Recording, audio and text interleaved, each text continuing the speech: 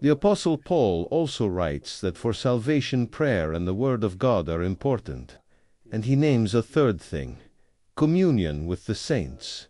This refers to the early Christian era, and who were called saints then, those who were walking towards sanctification and receiving it, that is, those who regularly participated in the Church's sacraments, in common prayer, in learning the Lord's law, those walking the path of sanctification, communion with such people. Why is this important? It is easy to understand. We share a common goal. We all strive for salvation. You share your experience. I share mine. You speak of your doubts and discoveries. I speak of things I had not considered. And suddenly we see how deep it all is. We exchange spiritual experience, and we enrich one another, which is very important, very important. Perhaps for some it exists only partially. For example, when we manage at least sometimes, say on a Sunday evening, to gather together, read, reflect, and discuss with prayer, asking the Lord to enlighten us. This is not yet a community in the deepest and fullest sense, but it is a step leading toward that depth and height. According to the Apostle Paul, prayer, the Word of God, even through such regular weekly practice, even if only a little. And third, communication, not just in general, but spiritual conversation with those for whom this topic is life itself. Many testify that after becoming churched, the Lord removes certain friends from their lives. If I begin to live a spiritual life, empty things no longer interest me. All this bustle, meaningless vanity, running nowhere, it ceases to attract me. I am drawn to those who seek depth or height. Both expressions are fitting. I begin to step away myself, and the Lord, seeing sincerity, helps moving some people away and bringing others closer. He sharpens our ears and sensitizes our heart, so we can discern with whom it is truly saving for us to be, and with whom it would be better to meet less often. One person has chosen by free will, another has not yet chosen. This is free will. The Lord knocks at every heart. A small example.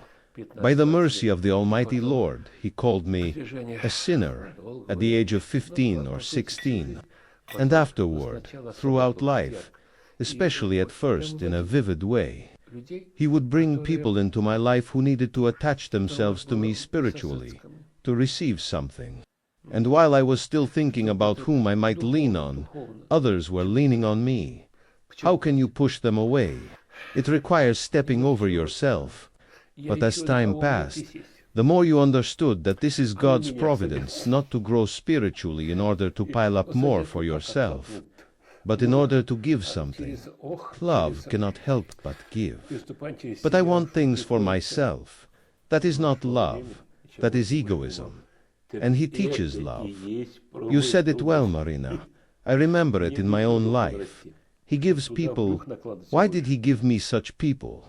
Because He saw my tendency toward egoism and needed to pull me out of it. He gives those who do not allow you to think only about yourself, but about them. And unwillingly you begin to step out of egoism. This is the wisdom of God, His care, His action. Our God is alive, a living Lord, and He acts in the lives of His own. I am convinced again that the spirit of this age is mistaken, what today is called toxic relationships, from which one must flee anything uncomfortable. And yet the approach of caring for those who seem to drain us, that is Christ's way. That is how families are preserved, even when things are hard and almost unbearable. Who will care for me, if not this person for whom, or rather who for me, now gives his last strength, tending patiently? This is like Christ, who saved even those who seemed utterly lost, adulterers, robbers, the most fallen.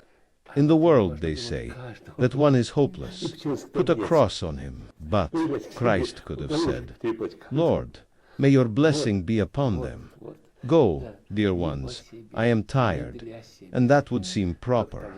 Yet it mattered to him to embrace each one personally. Then growth in love happens. And if we use language not entirely exact, we could say growth in the law of the Lord, in living it, understanding it, and being permeated by its spirit.